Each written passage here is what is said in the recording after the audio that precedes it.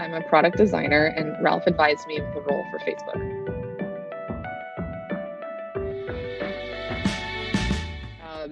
Companies have already budgeted for this role, so it's a matter of making sure that as much of that compensation goes to you rather than to your colleague who is willing to ask for it.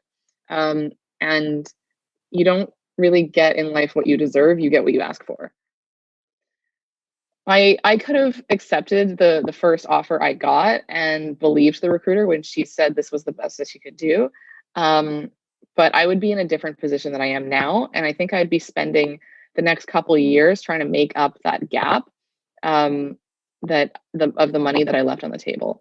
Um, and and getting that stock refresh and a bump in base would have had to come from a promotion, not just like a biannual refresh. So it would be a lot of work to make up that gap. But instead, I negotiated and I got it almost immediately, like within a week of phone calls.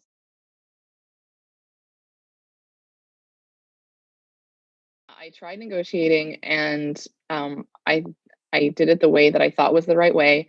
But after working with Ralph, I realized there's so much more you can do and so much more leverage you can use.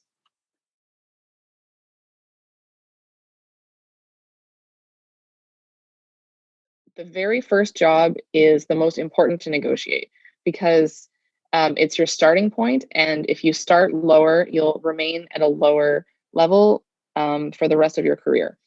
So you have to make an impact right before you get hired to start at a higher point. If you settle for 20% less, you'll spend the next years trying to make that up. And you could have just asked for it up front.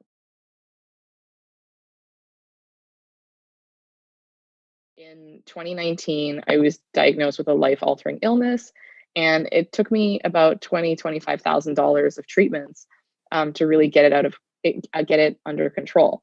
And if I had a lower total compensation, it would have affected me a lot more, and I potentially would have had to go on um, long-term health leave, or just maybe get a roommate, change my lifestyle, and it's just another thing that I didn't have to worry about because I was confident in my finances and I had the income to begin with.